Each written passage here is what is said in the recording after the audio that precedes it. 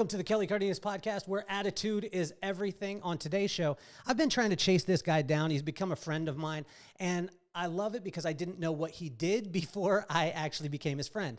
And this is probably one of my most exciting things in my life is I love to know who people are before I know what they do. And this guy is going to inspire you. I mean, he's going to drop bombs on you. And also, I want to get some particulars out of the way for you. I'm going to read them off because he's got a list a mile long. Dude's only 24 years old. Top sales that he's done in a 3-day period is over $400,000. $400,000 in sales in only 2.5 days. He's laughing because I'm telling the truth. At 16 years old, he met one of the prominent authors, speakers, and influencers in all of personal development space. At 18 years old, he became a welder. This guy is a jack of all trades. At 22 years old, he got a job with T-Mobile in Oceanside, California, and became the top salesman within the first month of all of the San Diego area. This guy is an absolute juggernaut. He also is the president of Secret Knock. That's the greatest networking event in the world that you can attend. And he also is working with the mastermindgroup.com, and he has a mastermind NFT that's coming out. This guy is on fire, knows about crypto, understands about the metaverse, understands where the world is going, basically where the ball is being thrown to, as opposed to where we are right now. Why I wanted to have him on the show, though, is because some of the conversations that we've had in the car, some of the conversations that we've had just off to the side, having lunch, rapping, because you hear all those all those accolades. I was about to say escalades. But this man, Billy Siordia, is, I mean, by far probably one of the most inspirational people that you'll ever meet, and he's so humble. At 24 years old, let me say it again. At 24 years old, he's done over $400,000 in sales in 2 days, and he's done it twice. This guy is an absolute beast at what he does, and he's probably the example, one of the best examples that I've ever met of what my dad said. 98-2. 98% attitude, 2% aptitude, and I was offended when my dad said that the first time, but this guy goes into it with the attitude that he doesn't know that he could fail. So he just keeps trying. He gives himself permission to try in every aspect, and he's out there, and he's doing it. I didn't want to bring him on the show because he's talking about it. I wanted to bring him on the show because he's doing it. But thank you so much for being on the show, Mr. Billy Siordia. Thank you so much, Kelly, for having me. First and foremost, thank you so much for letting me be on your show. It's a pleasure to be here. Well, I think it's incredible. We had a conversation the other day. I want to jump right in. We were on our way back from LA. Mm-hmm. We went up to an event with Lee Steinberg. Correct. Dude, you're 24 years old. We were at a party with Lee Steinberg. You were one of the people that was invited first. I didn't even get invited to this. You told me about it, and you told me what was going on. And then our friend Ryan Mannion, who's a friend of yours, got us to be able to go. You're 24 years old. You're in the space of a Lee Steinberg, the greatest sports agent of all time. You're around Greg Reed, who is one of the prominent voice in all of personal development. And you just happen to be the vice president of the #1 networking event in the entire world that no one could go to because it's always sold out. And the only way that you could get to this event is by becoming friends with Billy. So we were driving back from that event. You asked, hey, can I get a ride? I said, absolutely. We got to spend some time together. Take us back to the border. Take us back to Chiclets.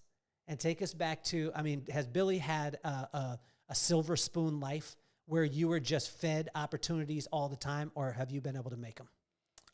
First and foremost, I've been able to make them. It starts by being of contribution to others and leveraging others. That's how I was able to get to where I'm at today. From a young Mexican household, my parents were really hard on me, so they wanted me to learn from a really young age. And every time when we would go to the border, my dad would want me to learn the skill set of work and really know the definition of what it really came down to. And it was really good. I'm really blessed that he gave me that opportunity. He would make me get out of the car, buy a pack of gum, and really go car to car and tell them if they wanted gum, if they wanted to buy gum, just so I can get that experience that we lived on the other side. And that was harder on the other side, in the Mexican border side, that I should know what work is and that it's an opportunity to live in the States. So from a young age, I really took it that at that moment and just really wanted to hone that in. Of course, I was a kid and I went through those kid phases. And no, hold on, Billy. Now, you're saying it. I mean, you're so polished. 24 years old. You got so much experience in life. You know what I'm saying? And you're like, yes, he did it because he wanted me to see work. Talk to us about the 5-year-old kid, though. Were you mad? Like your dad straight took you to the border and gave you some gum and said, "Boy, go and sell it." I'm like, dude, come on. Why? Now. Why do you want me to do this? I shouldn't be doing this. But I was so mad at the time. But really, what was going through your head? Like, what's going through your head? I mean, how old are you at the time? I was like 3, 4. 3, 4. Where do you live? You live in Tijuana?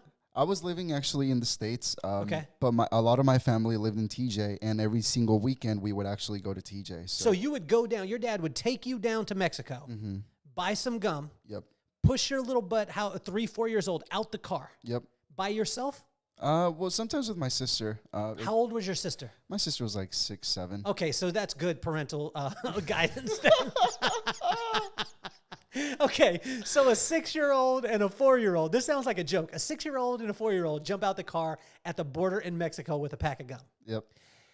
What were some of the but before we go into the lessons, tell us about your true emotions when you get out the car at this time. Are you like, can I just go play with my friends? Yeah, I really wanted to spend time with my friends or just watch a movie in the car, be a normal kid.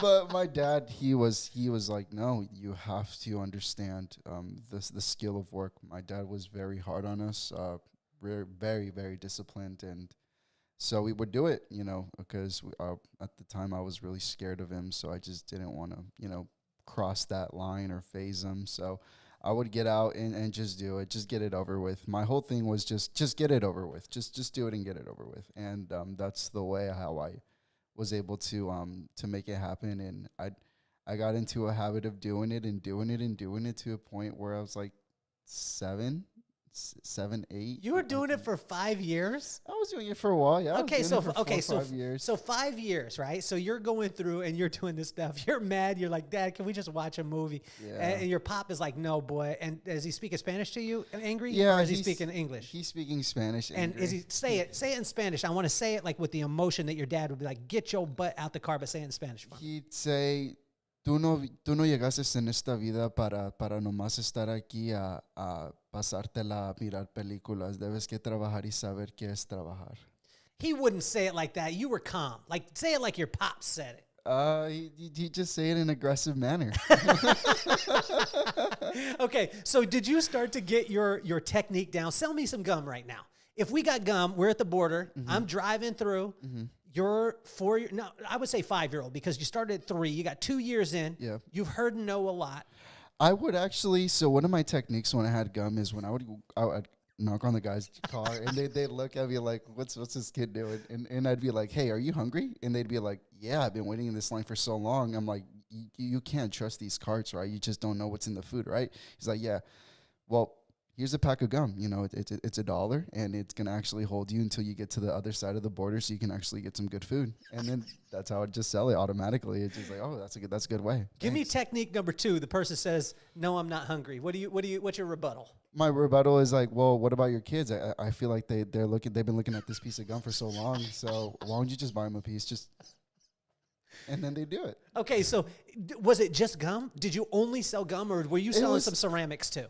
Well, I was just trying to sell the easiest thing, which was mainly food, like just snacks, candy. So gum. you progressed in it. You started with food, or you started with gum. Then where'd you go? What was the next one? I went to like Snickers bars. Okay, Kit so Kats. gum was the gateway.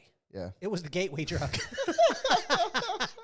Tell me about your first Snickers. When you get the Snickers, is it easier to sell the Snickers? Well, I felt like gum was quicker.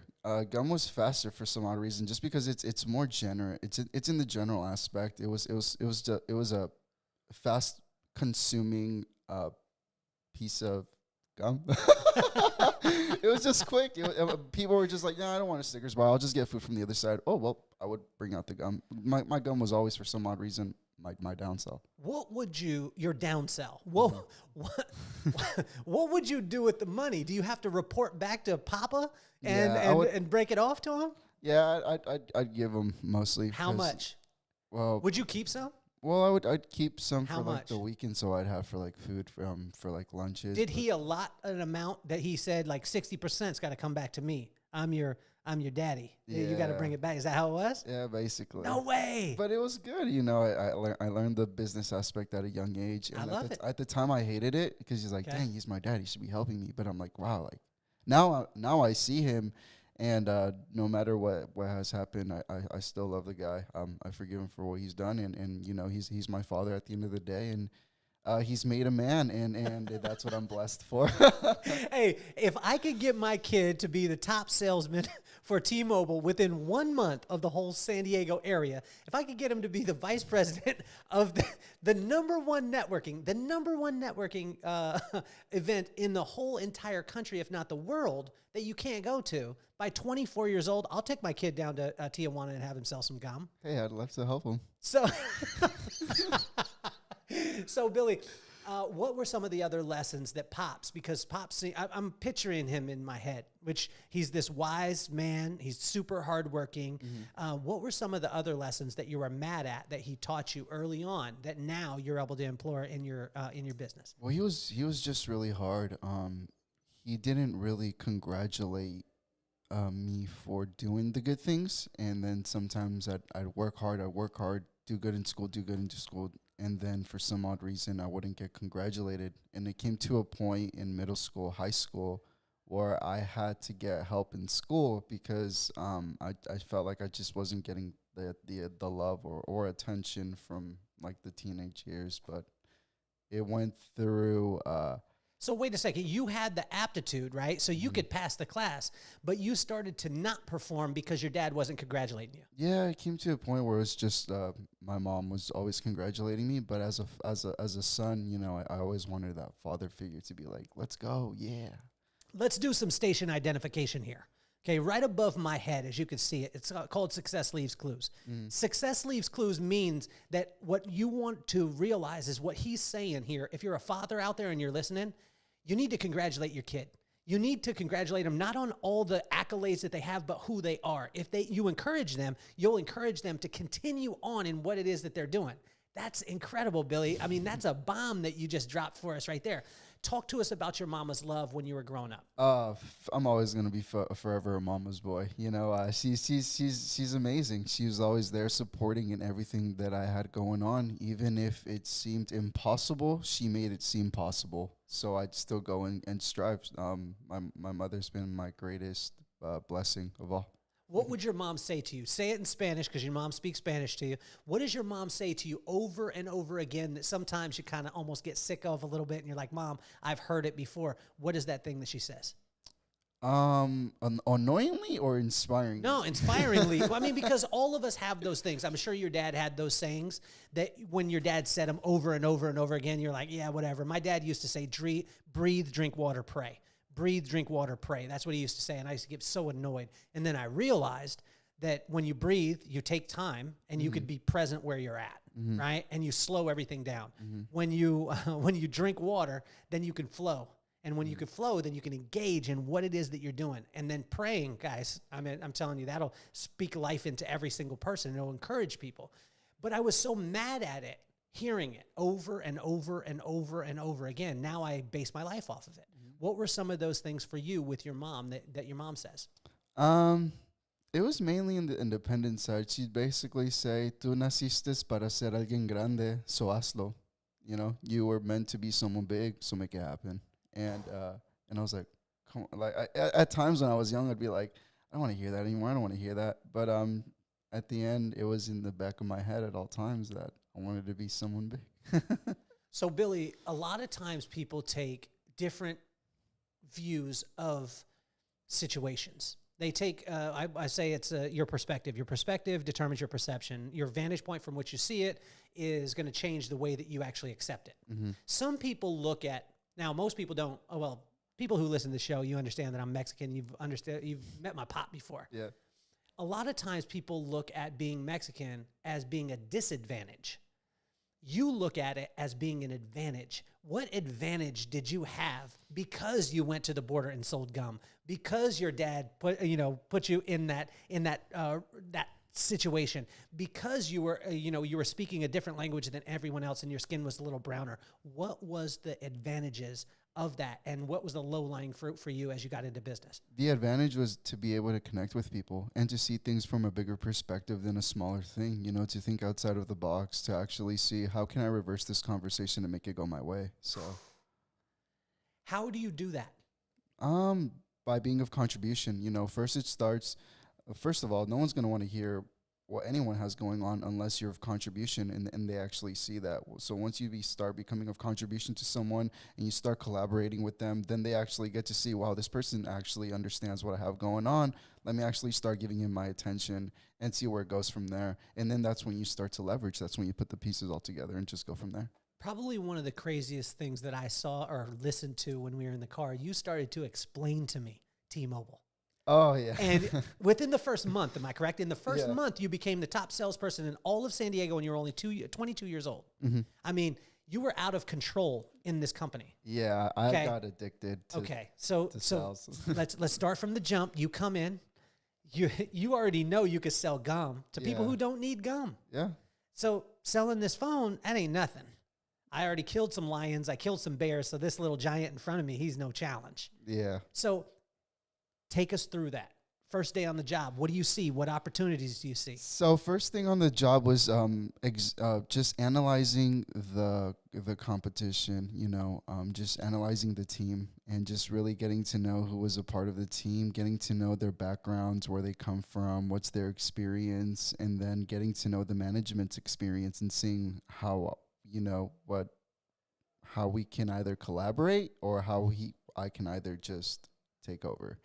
So what are you looking for when you're saying like you're evaluating? What are some of the signs that you're looking for on the team, in the management, and around that it helps you to see like there's some opportunity? Some of the signs, like facial expressions, body movement. If they're just like laying on the table, if they look like they really want to work. Just analyzing them, just really reading them, and just in reality, I wouldn't say judging, but getting to know them and just making a perspection of, okay, this person's this and this and this, so I got to do this and this and this. Where did you get that wisdom, and where did you get the permission? I mean, we're building the story here. Mm-hmm. I think that the selling chiclets is probably it's the foundation, right? Yeah. That hard work, that going at it. Who gave you the permission to go and succeed and do these things and look at it from a different realm? No one, did anyone give you a manual and say, Billy, this is how you succeed at T-Mobile? No, it was actually when, from a young kid, just random drivers would say, hey, try this. Hey, try that. Hey, try this. Okay. So I just put it to work. So once you evaluated the people at T-Mobile, mm-hmm. what action did you put into play? Take us through some of the scenarios, because when you start to break it down, mm-hmm. it was nuts to me to get inside in my life, you're one of the best salesmen I've ever seen in my life, because you truly connect, you truly care. And I've never seen you sell anything to anyone that they don't need. Yeah. You can't sell someone they don't need. That just becomes greed. So, it's just really depending on your niche, depending on your line, depending on your work. That's how the sell comes into play at the end of the day. Well, I think of you, and when I said it, I wanted to retract the word. I think of you as a tellsman. You tell stories. You connect with people. You contribute to everyone, and then they ask you if they can contribute to you by taking home your product.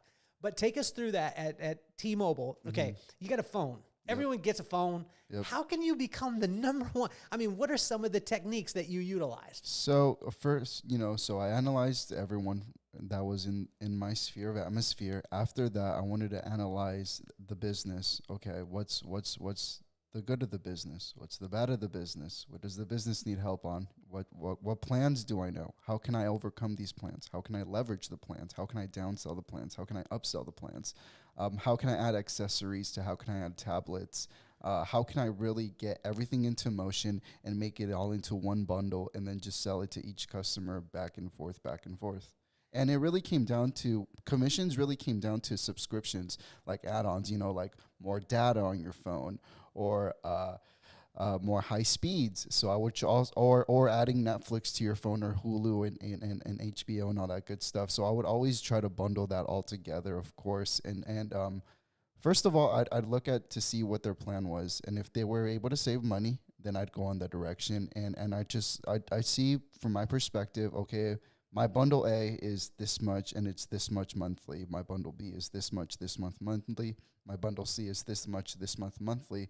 And it already had the features, the accessories, the bundle, a boom box, and with the phone put together all in one in each bundle. So it'd be making the customer feel like they're someone, like they're important, and then really getting to know their story, and then combining both together and leaving, knowing that they left very happy with what they got, even though they didn't need it. At the end of the day, they wanted it. So you assess your team. Yep. You understand what the business needs, what the business has, and how you can leverage it. Yep. And then you figure out your customer. Correct. And what they need, what their wants are, what their fears are. Yep. And where their desires are. Exactly. And then you deliver. And then it's when I go in the cell. I want you to stop the podcast right now. I want you to go back a little bit. We'll rewind it. And then I want you to write that down, because that is the pattern for success in business, right? The pattern for success in business is come in and look at what you have in the room on your team, on as far as the management. See where the opportunities are. See where the people that maybe aren't on the team. And then look at the business. What does it need? What does it already have? Where can you leverage it? And then look at the client and look at the needs of the guest. Billy, you're an absolute genius, man. Appreciate it. Okay, Thanks. so right before you go to T-Mobile, you meet up at 16 years old with somebody who changed your life. Yes. Talk to me about him. Greg Reed, he's my mentor. He's been my first mentor, but he's mostly also a father figure, father in business. He's the one that actually tells me, no, you DS, do it this way, do it that way, and he's the person that keeps me on check at all times. You're doing good in this, but you need to fix this. You're doing good in this, but you need to fix this. You're doing amazing here, but what about here? So it's the best relationship, mentor-mentee relationship that I've had from the get-go, from the beginning, and without him, I wouldn't be where I'm at today. Well, looking at you, Billy, I mean, honestly, anything you touch is gold, man. And the reason why, it's not because it's luck. It's not because, you just happen to be, you're super talented, but you've put in the work, which I think is, I mean, it's out of control to be able to see. I mean, at 24 years old, man, the wisdom that you have in every single person out there. Right now, I want to take a sector and I want to talk to our Mexican listeners. And I want to talk to those that crew out there, because if you're listening out there and you're Mexican, you know exactly what I'm talking about. If you grew up with a family that is so hardworking, nose to the grindstone, put your head down and you go and work, a lot of times we don't know that it's okay to be okay, and we don't know that it's okay to succeed at a high level. Billy, can you talk to that Mexican audience right now? 100%.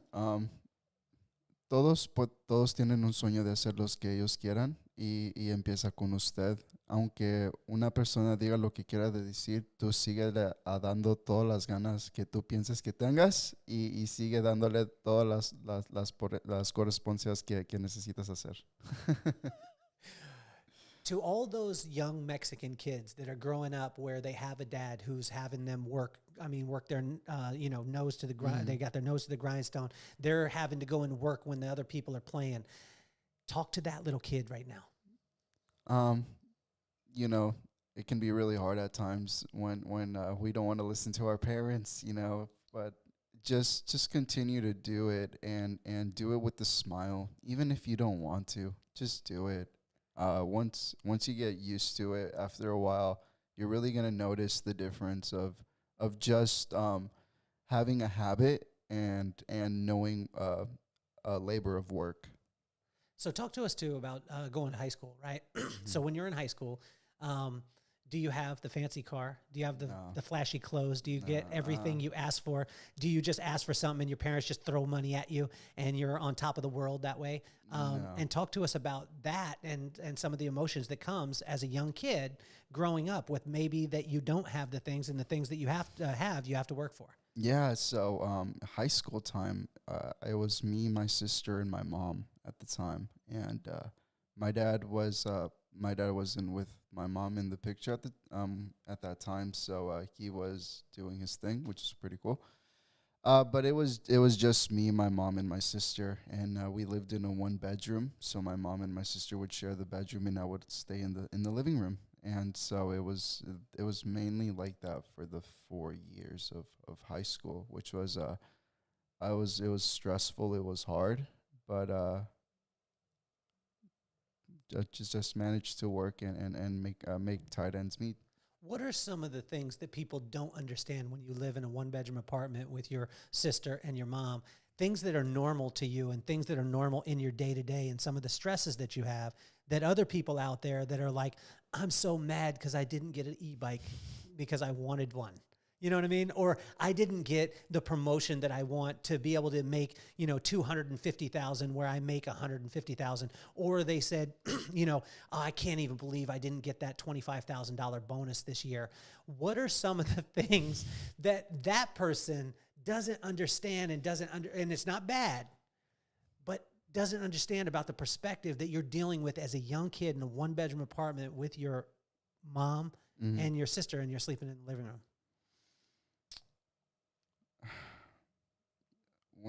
One perspective, you said? What perspective? Like, what are some of the things that you go through and that you went through that a lot of other people don't understand, that they don't see? And when you were talking about the stresses, what stresses are there? What's normal in your life at that time?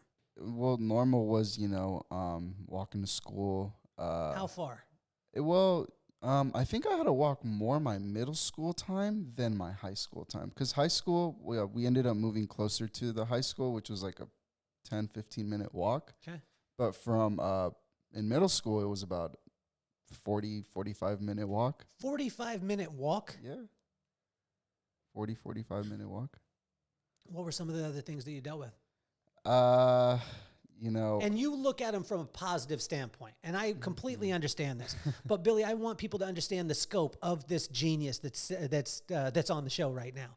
And you, as a 24-year-old, you inspire. I mean, honestly, everyone that's around me. I mean, I'm 46 years old. You inspire me every single day.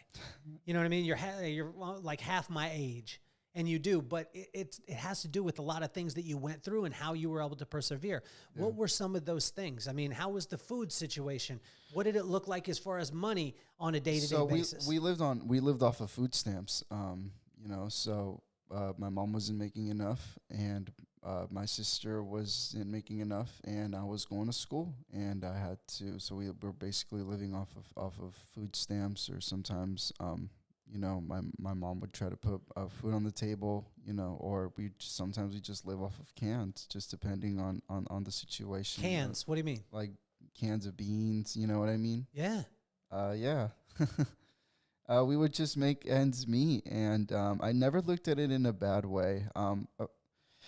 Actually, when I was young, it was hard, but now did it cause stress for you during that time? It did. I came to a point in my life where I started to pull my actual hair off because of how stressed I was. So, yeah. Talk to us about this too, because I think that this is not something in the brown community. It's not something in the Mexican community that people talk about. They don't talk about mental health. They don't talk about things because what we're taught as Mexican men is what? Strong and powerful. And not talk about what? We can't talk about weakness. Okay. So when you were going through that as a young kid, when did the hair pulling start? Middle school. Middle school. Yeah. Not having enough money, it was just pretty hard. It came to a point where middle school, I'd go to school with just like bald spots in my head, so I'd sometimes have to like shave my head off, and it was hard, but I'm glad that I went through these times because I came out the bigger man. How'd you deal with it? Like what, I mean, did you just push it down at the time? Yeah, I just ignore it. I get made fun of in school, and I just ignore everything about it. So It's crazy because most people won't talk about it. You know, most people don't talk about those things, Billy. They don't talk about. I mean, there's so many kids out there that are dealing with. I mean, the cutting part or the pulling out of hair. What message do you want to give to those kids who are going through that, who are in it right now, who are in the 7th, 8th grade, 9th grade, that maybe don't have the clothes that everybody else has, and they're maybe being made fun of because they come to school and maybe their clothes are a little dirty, or they don't have enough money, or they can't go to this place or that place, or they can't get the car at 16,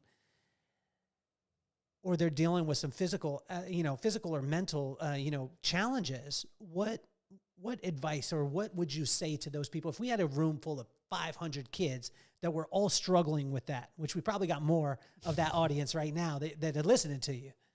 yeah. What do you have to say to those kids? Don't give up on everything you got going on. Even though life could be hard and you can get made fun of a lot, just stay grounded. Make sure that you're the bigger person, and that you're not alone. At the end of the day, you're not alone. Some people you might not be able to talk to a lot of people about the circumstances you have, but just know that there's a way out.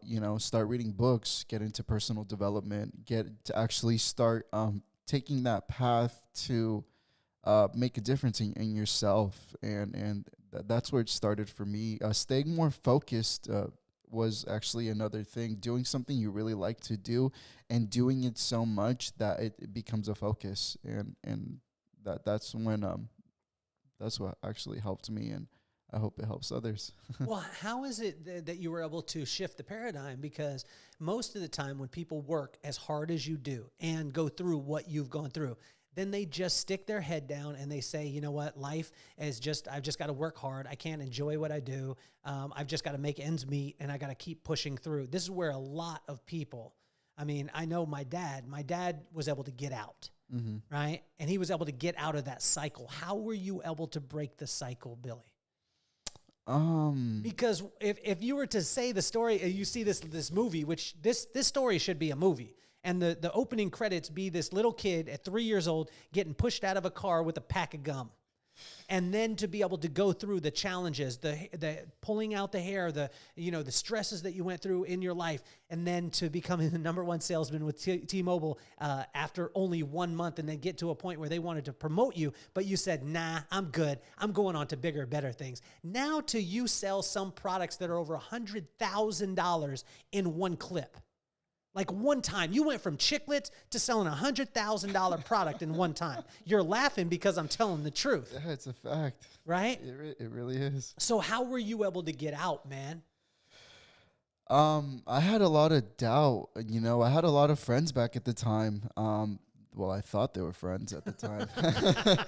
And they would just tell me, no, you can't do it. You can't do this. And sometimes they interrupt the class and be like, Billy, what do you think? You want to do this and this and this. So they just put me in the spot. So they put you on blast because you were trying to get out. Yeah, because I was like, yo, like, I think I can do this, or I think I can do that, or what do you, I like this. And then, I was just the type of guy, and they'd make fun of me. They'd feel like, oh, you can't do this, you can't do that. Well, how can you do this? You're not even skilled, or you're not even that popular in school. Like, how can you do that? Or yeah, it was just a lot, and I was just like, you know what?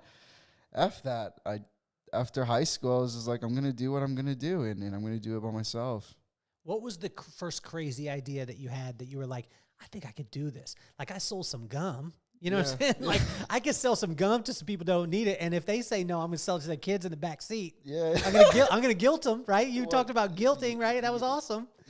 So, what was that first thing that you said? Like, I'm gonna try this out. Like, what was it? It was that sounded crazy to you at the time. What sounded crazy was, wanting to become an artist. I was like, oh, if I was able to do this, I think I can pull this off. What age was that? I think I was like 15. 15 years old. You say you want to be an artist. What kind of artist? I wanted to be a rapper at the time. You want to be a rapper. Yeah. What was going to be your name? Billy the Kid. Yeah. Yeah. Hey, did you work on your rhymes? Yeah, but they sucked. Okay, let's get one. Let's get one right now. No, Hey, come on, man. Give me a little taste of Billy the Kid. It was Come on, man. horrible. You still know your rap though, because we all have our rap. Because I think every dude out there that's listening, ladies, you probably don't have your own rap. But Billy's laughing right now because he has a rap in his head that he knows and he could do it. So give it. I truly don't. Yeah, though. you do. You know don't. at least one. I was like, you know what? This is never gonna make it. You didn't have one rap. Switch over. Well, You didn't have one rap. You didn't have one that you could remember. No, they were too embarrassing. Yeah, you remember it. No, I don't. Yes, you do. I truly don't. It was something. Were you going to rap in Spanish and in English? Were you going to be like the next Kid Frost? It was going to be like some Spanglish type of music, but it didn't make sense at the time. What kind of stories were you telling? Were you telling like the real stories, or were you like, yo, I'm driving up in a Bentley and I'm blah, blah, blah, blah, blah. Yeah. What were you talking about? What was your subject matter, like, Billy the Kid? It was just like girls and school and just what was the trending thing of what Ralph was. I was like, I think I could do this too. And I was like, no. After a couple of like recordings, I was like, nah, this is not So for you me. actually got to the recording studio? Yeah, but it wasn't too long. They were like less than a minute. They were actually less than 30 seconds. And I was Then just give like, us a 30-second, man. We're waiting. The audience is like, yes, Billy. Billy the Kid. He's coming out. That's not my brand anymore. That's not your brand. I understand, man. Anymore. I can't wait. A secret knock. We're going to have you rapping. We're going to have you. I was up there with Coolio last time, man. I was like, man, I grew up listening to music. It was... Okay, talk to me about the second. Now, you had that dream being a rapper. Yeah. Okay? And Billy the Kid, at some point, you know what we're going to do out there for everyone listening? We're going to get some bonus material. And that bonus material is going to be Billy rapping. We're going to do a little music video. We'll break out the Impala. Everyone knows about the Impala. We'll break that out. We'll have Billy in some boots and a bolo tie. Let's go. And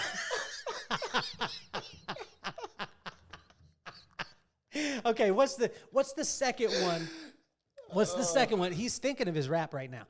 What's the second one, Billy, that you said, hey, I got this dream, and then you started to see it? Like, because, I mean, you made it to the studio. That's a dream. That's a big thing. Yeah. But what was the second one that you said, like, because I got in the studio, now I can do this? Personal development. Personal development. What was the first aspect of personal development? Like, being a speaker on stage. okay, so you said, hey, I want to be a speaker on stage. I want to actually speak on stage. Okay. I think I have a message. I think from what I've gone through, I think people can actually relate, and I think I can help others get out of the hole that I was also in.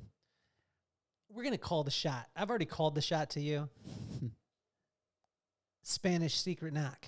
Yes. Spanish secret knock. Everyone out there that's listening, down in Mexico or that has Mexican relatives, imagine having a personal development conference, a networking conference that's one of the best in the world, and to be able to cater it towards Spanish speaking. I think that'd be amazing. I think we haven't really.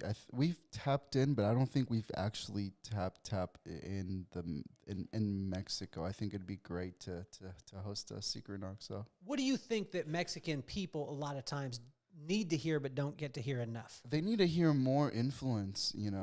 Just what's been really going out there. There's a lot of fraud. A lot of people aren't. Their mindsets aren't there. Their mindsets aren't where they have to be. And sometimes what they think is good is it's not good at all. And so I think that needs to change. I think personal development, it would actually be an amazing situation to bring to Mexico in a good perspective. Actual good business owners coming in and saying, hey, there's actually a way. So talk to us about some pinch me moments. You go from a kid selling chiclets. I mean, and some of the people listening are like, I remember Billy. He tried that on me. Guilted my dad into buying me some gum in the back seat. Yeah.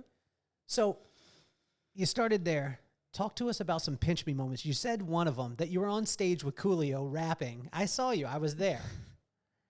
Talk to us about some of the people that you meet and now you're around that are just commonplace, that if we would have told little Billy that was getting out at the border selling Snickers, he would have freaked out and flipped his lid. Yeah, I would have been like, no way, if from a young age. But now it's my normal life. You know, we look for the most greatest and most influential people to be able to host events with and collaborate with. You know, because it starts with collaborating and community. If you can be collaborative in their community and be of contribution, anything can go your way. So talk to us about some of those things. I mean, who are some of the people that you've got a chance to be around? I remember being at Secret Knock and I sat down and you're so gracious. It's amazing because I get to play pool with you. We play bocce ball, and you guys beat me in frisbee tennis all the time. We play games, we hang out. And then I go to Secret Knock. I'm sitting at the table and I see a guy with a beard. He says hello. I say hello. We're talking. We're chatting about my kids and his kids and back and forth and all this stuff. And then he's like, can you excuse me for 1 second? And he puts on a microphone and he's like, I'm the next keynote speaker. He walks up and he was the founder of Priceline.com. And I had no idea who this dude was because no one wears name tags, whatever it is. Can you help people to understand the scope of the people that you're around now? And it's not about what these people do, but you only allow people in your tribe that fit in that realm that are giving contribution. And I've seen where a person tries to take advantage and they don't get to be around anymore. No. But talk to us about some of the people that are in the circle that you're seeing that as normal to you, but not normal to everybody else that's listening. You know, they're successful business owners, and sometimes they want to be able to help others. And, you know, we build this community to make everyone, you know, everyone's the same. You know, everyone knows more than others, but in reality, we're all humans. We're all the same humans. So Secret Knock, it's in reality of, you don't know where it's going to be. You don't know who's going to be there. But when you get there, you can actually connect with everyone in the room. It's not like these other mastermind in events where you go in, if you buy a general ticket, you can't meet the VIP people, because what we do is just we sell one ticket and one ticket only to be able to meet everyone and anyone. Who are some of those people? I mean, you're super humble about this, but I mean, who are some of the people? Some of the people we've had is like Tonino Lamborghini. Of course, you know, we've had Carol Baskin just showed up, and that was amazing. I actually did a crypto panel with her, which was pretty cool. We had Carl Kanai streetwear, like Legend streetwear brand. We also had Larry Namer. Larry Namer, founder. Who's Larry Namer?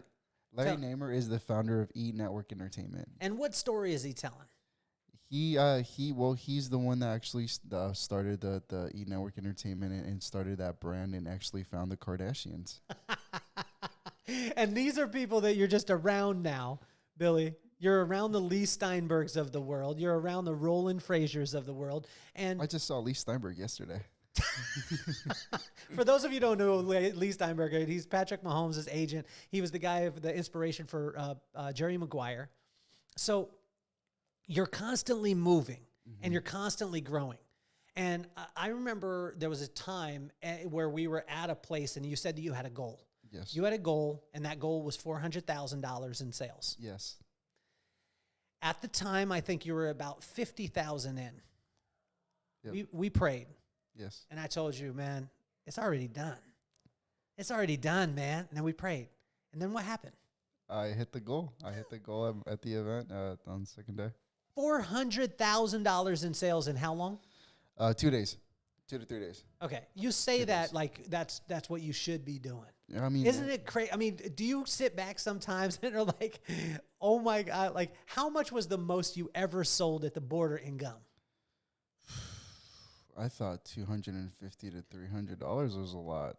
You sold $250 in gum? Well, the last time I actually went, you know, I was like, if this is the last time I'm going to do this, I'm going to buy like 10 packs of gum right here, and I'm going to sell them all at $1. And if I still got some energy, I'll buy 10 more. And then it just went from there. Have you ever gone back and done it again?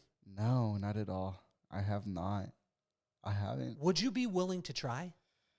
I would, actually. How much do you think you could sell? Maybe what I've done before. Come on, man. I mean, this is Billy. This is big boy Billy now. This ain't little boy Billy. Imagine if I'd probably sell. I'd probably go ham. I'd probably get some of the sculptures they make and put some gum on it and well, not gum on it, but I'd sell it like in a bundle. You know, well, if you buy this, what about? do you have to have a license? You know, some people did. If you had a spot right there, you did. But if you had one of the cards, that's mainly why people had cards, because they couldn't afford licenses. Okay, what if, Billy, we set up an event where people donated some money to be able to get it going? Okay. And gave you the $5,000 or whatever it was. Okay. And said, Billy, we need you to go down, and we're going to take 5, 6, 7 people down. Okay. To Mexico. Okay. We're going to buy the gum. Yes. And then all of the proceeds are going to go to whatever charity you want it to go to. Yes.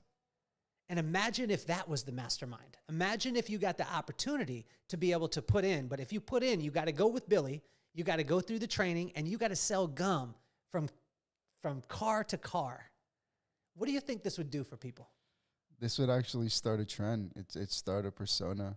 I think people from the border would actually see the movement instead of the kid just trying to make money, you know, or just in general, because that's what they think. Oh, this kid just wants to make money, or he doesn't have any money, so he's just trying to sell anything and everything.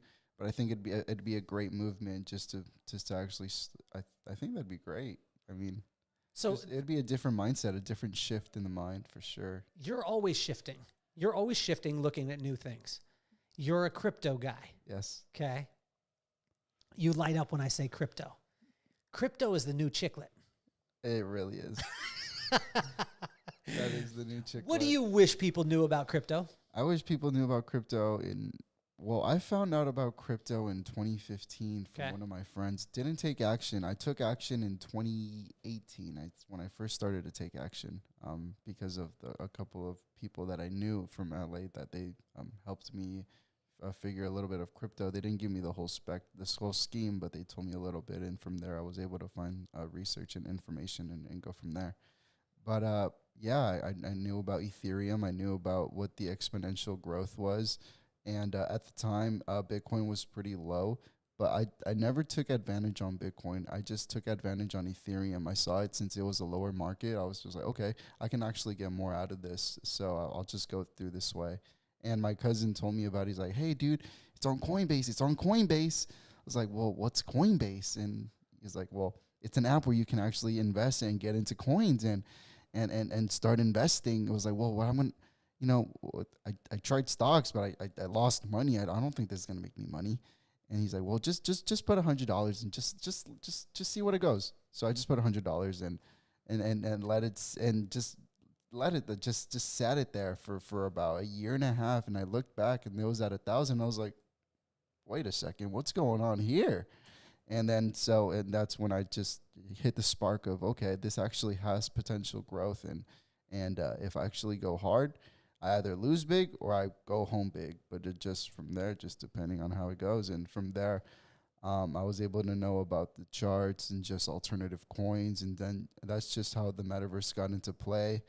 And told my mentor, hey, let's start a metaverse mastermind. I think I can actually teach people how to start portfolios and actually really get the introduction on cryptocurrency. And we took action on it. And then a couple of people became testimonials, which is pretty cool. So you actually created a mastermind for teaching people how to be able to do the crypto. Correct. Okay, but let's get this on scope Mm-hmm. for the listeners out there, because I want you, and we appreciate every single one of you out there that has headphones on or that you're listening to this, the Wayne Freemans of the world. I love you. You are absolutely phenomenal. You've been there since the absolute beginning, and I want to tell you I love you. Help me with this, because you sold chiclets. Yes. At the border. Yes. For how much? $1 each. Okay. Crypto mastermind. Yes. How much it cost? $7,500. Okay. So you went from selling a $1 item to selling a 75. Is there any difference in selling the two? There's no difference at all. It's just the confidence of the person and the asset behind behind it, making sure you have a high utility. If it's something for 7,500, make sure you know your knowledge, and make sure you're taking wisable action to make that happen. But it's no difference at all. Well, I think it's amazing too, because every person, like you got the testimonials, I know the people. I know all these people, and every one of them has got a phenomenal return and has been able to have the knowledge to be able to go forward. So it's not just about, oh, you just get it today, but this is education that you're giving. You're passing it on. Why is it so important that you pass this on? Because most of the time, and I'll say this, like in any type of brown community, whether it be a Mexican community or any type of brown that you have in your skin, a lot of times it's the crab in the bucket situation. As a person starts to claw their way out, what happens? Everybody grabs them and says, you can't do that. You shouldn't do that. You can't do that. You can't do that, right? Yep. Why? What makes you different? Why is it so important for you to go out and tell people and help people to do it when you could just keep it all for yourself?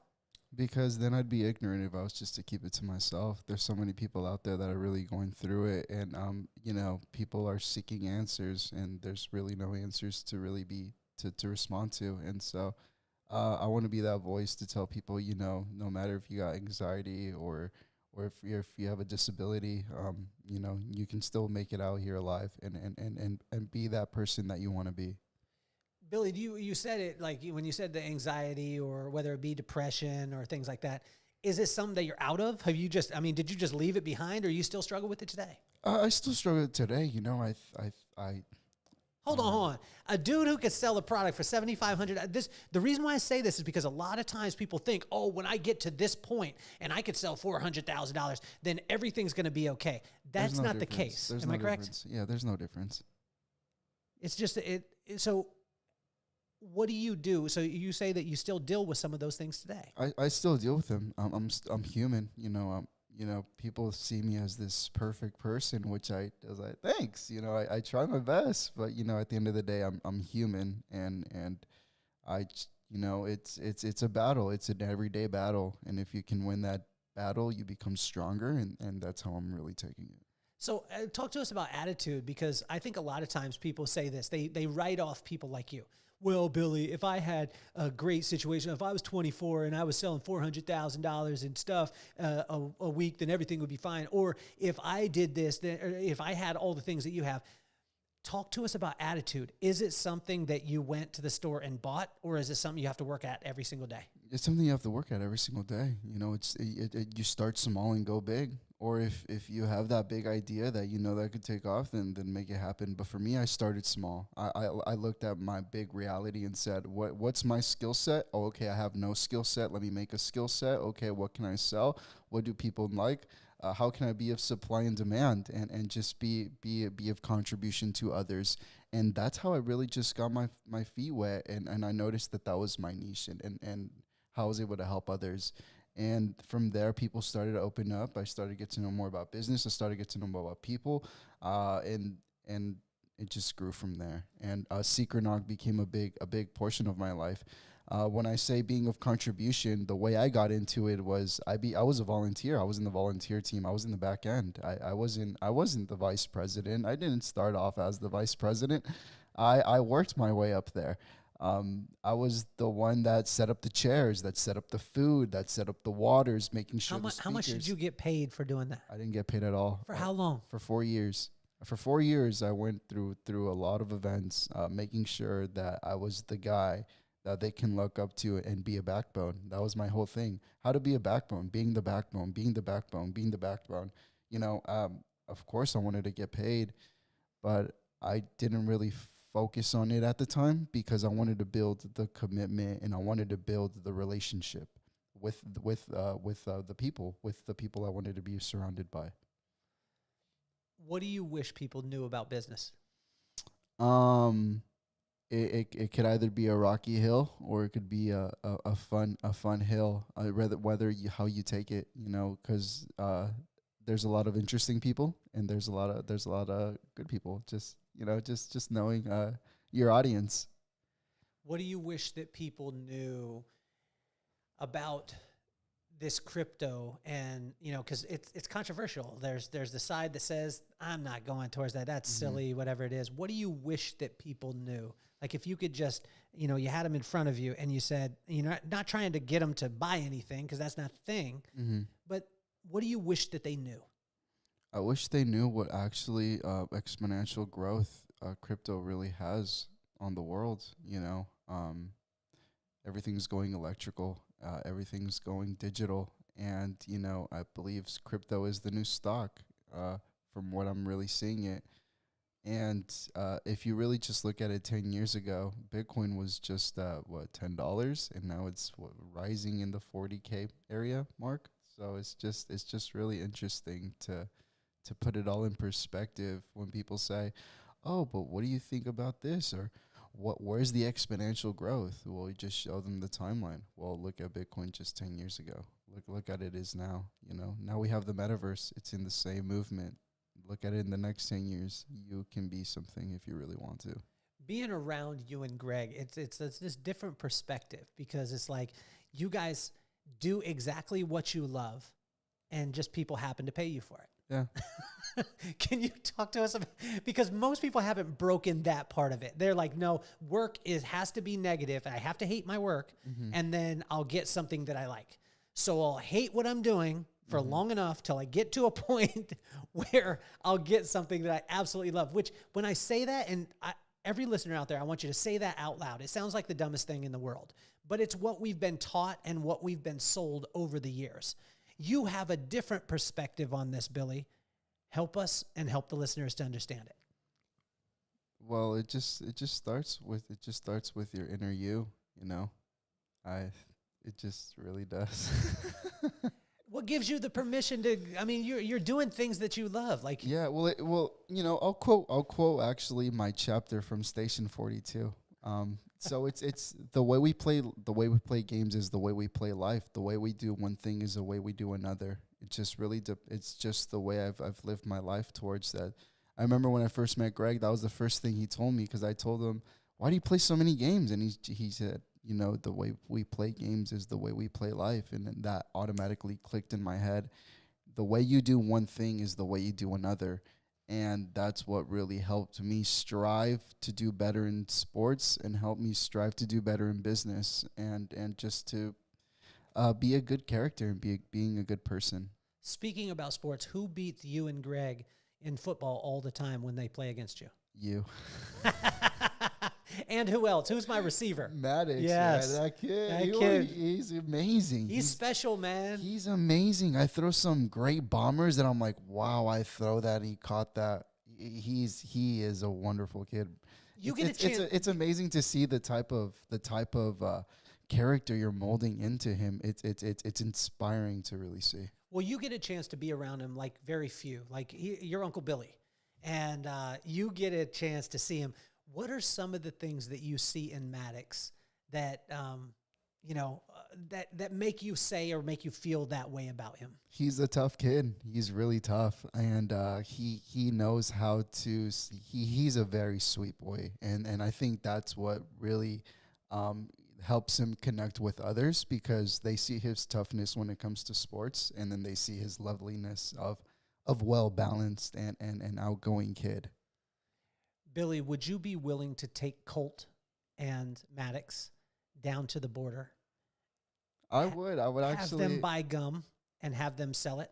I actually would. I think that I would actually love to do that. I think that actually would build character into them, and just knowing, Colt's been a lot to Mexico. I know Maddox has been a lot to Mexico, so they see already how life and perspective is. But it'd be really cool just to, just get to experience that. I think that'd be pretty cool. If we got a chance to be able to have your pop in the room right now, right, and he's sitting across the table from you. There were some hard times. There were some tough times. There were some things, but he gave you probably the greatest tools that you could ever experience in your entire life. Oh, yeah. And he gave you a foundation. If he was sitting across the table from you right now, what would you say to your pop? Thanks for giving me the hard way to let me become a man. What does he not hear enough from you? I love you. What about your mama? Thank you for always having my back and my support, and helping me make my dream a reality. With your mom, talk to us about a time. Maybe she didn't say the thing, but you saw her do something that you realized. I mean, this was probably the most inspiring thing that I've seen. Having her work graveyard shifts. As a kid, I would hate to see my mom work so late. I would want to have my mom with me at all times. Was there a time, was there a day where when you came home, maybe you saw her tired or whatever it was? Give us a specific on it. Yeah, just like her back hurting, or her hair falling off, or from the stress, or yeah, or just coming home really late. I think that was hit home run. I was like, dang, she's doing a lot for me to make sure that I become something or someone in this life. So, With both your parents, what is something that they never have heard from you? I'm really open minded with them, so I think they've heard everything that I have had to tell them. I want to do it again, but I like all the little Mexican kids out there. And not only the Mexican kids, but the kids who maybe don't have that much. Mm-hmm. The parents who are struggling, the single parents out there Yep. that are struggling. Maybe they don't have as much money, or they're struggling financially, or maybe the single fathers out there that are struggling. What do you say to them? Keep going. If you feel like you need to change, make the change. Even if the change is hard, make the change. See what you're good at, see what you need help with, and go get the help you need at times. Sometimes it's just needing a friend that can actually guide you, or having that mentor that could actually help you. Or if you know the way, you know what you actually really need to do, then just hone into it. Everyone has a skill set. Everyone was born to live something and make something a reality. So, just continue to do what you need to do. Continue to be a good person. Don't let your emotions and don't let your character define your workspace or who people tend to judge you or define you. Because at the end of the day, you truly know who you are. Tell the people in Spanish that Secret Knock is coming to Mexico. Vamos a tener un evento especial en México. Lo vamos a planear bien, pero sería muy espectacular para tener un evento en México y tener unas personas que puedan visitar y puedan conocer para cambiarles las vidas en un tiempo donde pueden hacer cosas que nunca pensaron. As you go through your life, Yes. right? You have met different people who have changed your life. Yes. We both know because of our mentors, who a lot of them we share, that it's the people that you meet, the books that you read, that's going to make you different in the next 5 years. Yes. Talk to those people out there that think they're stuck. And they think, well, that's easy for you, Billy, because now you're around. I mean, you're so humble, you wouldn't even name some of them. But to be around some of the people that you're around, I mean, when you tell Ali Steinberg, wow, I've got an idea about X, he says, congratulations, that's awesome. Let me check in on you with it next week and see if you've done it, because he's already been there. Yeah. If you say, I want to be a best-selling author, oh yeah, I forgot to mention that you are. Read in the building. No, I'm saying that you are. I'm I'm actually a co-author, best-selling author. One of my favorite mentors when I first met Greg was Brian Smith. When I asked Greg, I was like, "Hey, who's this guy?" And he's like, "Oh, that's a founder of UGG Boots, Brian Smith." And I was like, "Whoa." All the chicks like his brand. Yes, so I was like, yes. Dude, this is the guy right here. It's pretty cool how I've been able to connect with a lot of like-minded influencers and just been able to be of contribution and even though I'm young, it's not about the age, but it's really what you have up in here and how you can really leverage it and use it for the good. And one thing that I actually have working on right now with these great entrepreneurs and influencers is called the Mastermind Group. A lot of people have been talking about NFTs and trends. One thing that we actually have working on right now is called the Mastermind Group NFT. It's actually more of a utility, and some of the people that actually joined is Carol Baskin, Larry Namer, and we got some great celebrities coming in. We have Jay Brewer from Jay Prehistoric from IG. We want to build a community. We want to build a community where people can actually get heard of. And if you have a great business module and you want to get to hear it, this is the place where you actually get to throw it out there and people get to actually give you good advice and mentorship right there and then, each monthly Zoom call. The best way to actually get more information is to either contact me at Billy@GregReed or get more information at themastermindgroup.com. Well, and it's amazing because people talk about NFTs, but when you were talking about it, this NFT, for all of you guys who have heard it and don't understand it and you think, what is this thing? What it is it's basically a digital contract, and you buy this NFT and you get access to some of the greatest people in the world. And it's your ticket, just like buying a ticket. And I can tell you this, all the tickets that are coming to all the concerts that you're going to go to are all going to be NFTs anyway. Yes. And this NFT, this Mastermind NFT, there's a limited amount of the founders. There's 33 of them, I believe. I believe Correct. 5 of them are already taken. No, 10 of them are already taken. Okay, so there's only 23 left in the founders part. But what these things do, guys, is get you involved and around people like a Billy. Imagine what it could do in your life if you're around the creator, the founder of the E! Entertainment Network. What kind of conversations would you be having? Yeah. But how can now there's that, right? There's the NFT part of it. But Correct. Talk to the audience out there that's saying, I live in San Ysidro. I live in New Mexico. Yep. I live in small town USA. Billy, this sounds great, but I don't have access to people. How can I go and do that? What would be an actionable item to go and find someone who could maybe be a mentor to you? Start by being of contribution. One good thing why we made this mastermind group was for people that are just starting off in business or have a business finance but just don't know which way to go. This is the best way to actually connect with like-minded elite entrepreneurs that actually know the way of the business you're looking for. So it's the complete shortcut to actually take. It's 1.5 ETH. It's $5,000, but it's the best $5,000 that you could ever get invested into. It's something that could actually really change your mind and change your life as well. Because one of the events that really changed me was Secret Knock. From being a volunteer and being the backbone to making sure that the whole event was running, to being the vice president, to then now filling up the rooms and making sure you're still being of contribution.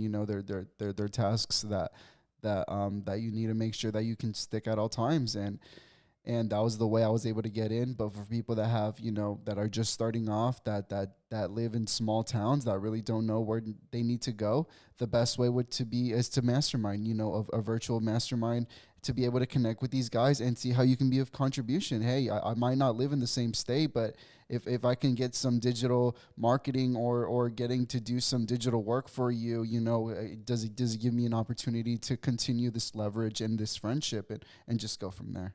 Well, what about the people that, because you didn't go from gum to, you didn't go from gum to Mastermind NFT. What would be the first step from the gum? Say the people are at the gum. They're at the border right now. They're selling the gum for $1, right? Where would be a place that you would look at where they could look at in their own community? Because I think a lot of times, people are overlooked in their community. What I've found is small business owners. A lot of times you could go to a small business owner. If you don't own a business, go to a small business owner and ask them, can I spend 15, 20 minutes with you? Yeah. I'm willing to pay for that. Yes.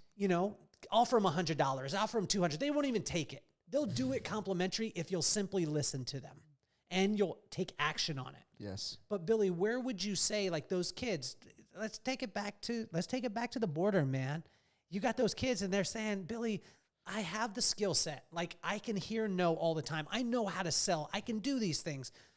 Where can I start? Where can be my first step to be able to put myself around different people who have a different mindset? It starts by who are you really looking up to, and how can you contact them? How can you really put yourself out there to the point where they actually pay attention to you. What would be a thing now, because it's so simple to you. If you want to get involved, or you want to get a hold of the Larry Namlers of the world, you're like, if you don't know them, you send out an email or you call or you find them on. Give us a few little hacks that a person could find someone and get in touch with them, especially in today's society is a lot easier than the Yellow Pages back in the day. Oh yeah. So one thing that I mainly use is LinkedIn.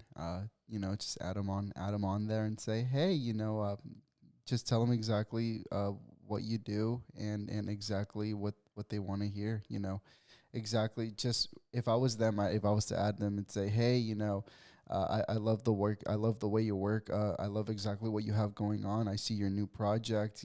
This is what I'm getting myself involved in.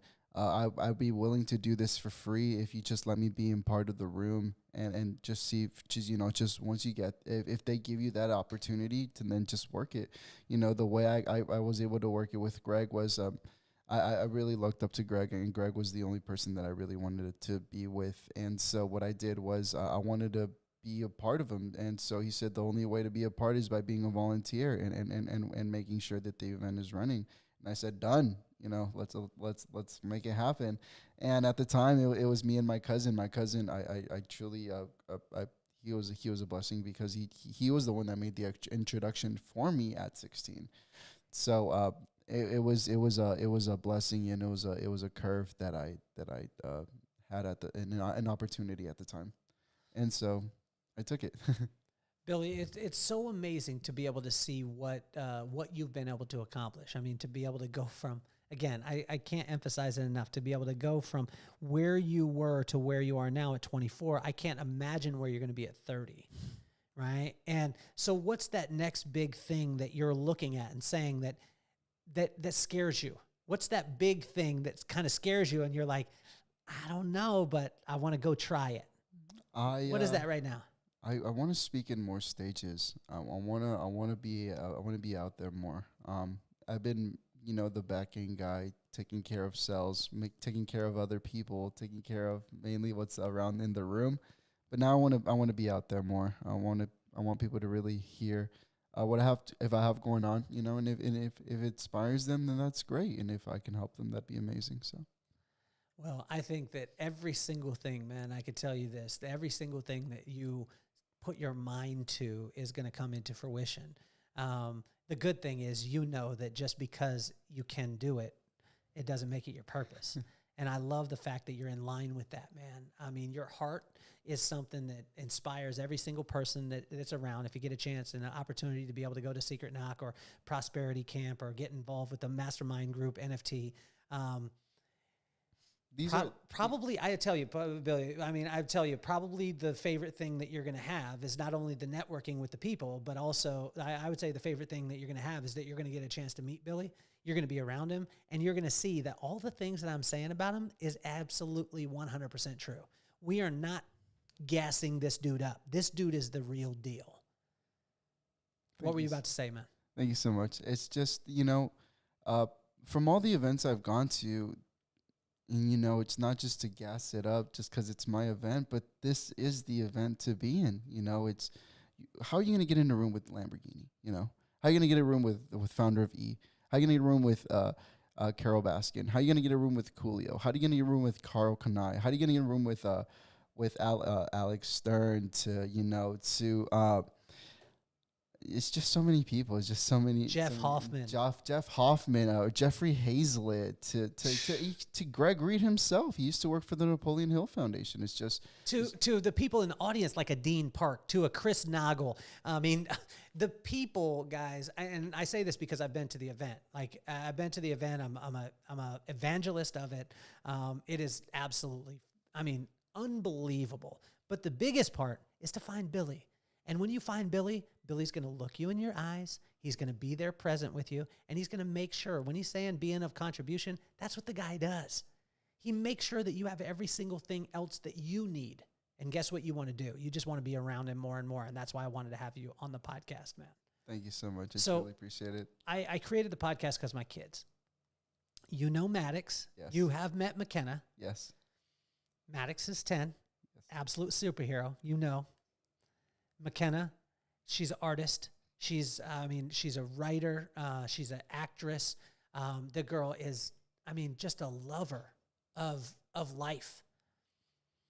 I made the podcast because I wanted to take iconic people like yourself, and I wanted to show my kids that the Billy Siordias of the world are not superheroes, that you're a normal guy, actually not that normal, that started off at the border selling chiclets for $1, and now you're selling over $400,000 in sales in a weekend. Yes.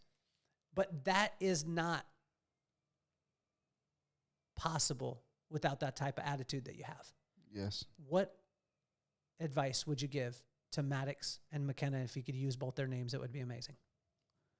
McKenna and Maddox, I've met both of you. You guys are amazing people. You guys are amazing kids for your family and to your parents. And the best thing I'd say is to continue doing what you love to do, no matter what anyone tells you, if it's right, if it's wrong. But if it's something that you really want to pursue, just put your heart into it and let people actually be known that that's what you really want to do and speak about it, because that's the only way it's actually going to get out there. And you guys are amazing, and I think that's what's really going to help you guys. And I see great things going your guys' way, so I'm really excited to see both of your career paths take off. We're going to do that. I've never done this before, but we're going to do this because this guy never wants to hear anything about himself because he's always contributing to everyone else in the world. Can you look at the screen and tell Greg Reed what he means to you? Greg Reed, thank you so much for being a father figure. Thank you for actually being the mentor of mentors and teaching everyone from what's right to what's wrong, even if they don't want to hear it. Being that person, what I talk about backbone, it's I got it from you, and the mindset and the transition and just everything that comes along with it. I truly appreciate it. I'm here to ride with you, brother, and we got amazing projects to continue to work on.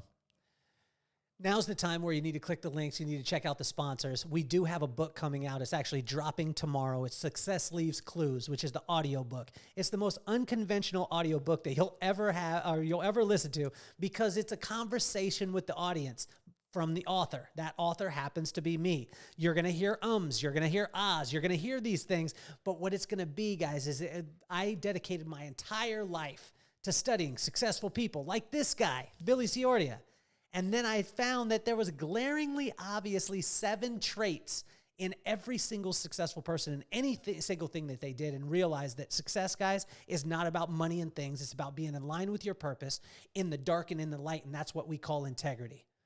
And so I dedicated my life to studying people like that, and then we created an audiobook. We went after it. We did it. It's dropping tomorrow, April 22nd. Tell all your friends. Hide your kids. Hide your wives, because we're coming for everybody, baby. Billy, I want to thank you again for being on the show. You are amazing. Make sure, guys, that you check out Samaritans Feet, michaelmina.net, Cardenas Law Group, Finley Volvo Cars, LV.com, and squeezedried.com, Pink Cans for Cancer. Every one of our sponsors out there, make sure that you're loving on them, because they have helped us to become in the top 1%, ranked in the top 1% of podcast globally. And I want to thank every one of you for listening, and every single one of you that shares this episode, which every one of you should. Have a wonderful day. Mr. Billy, you're officially off the hot seat. Thank you so much for having me.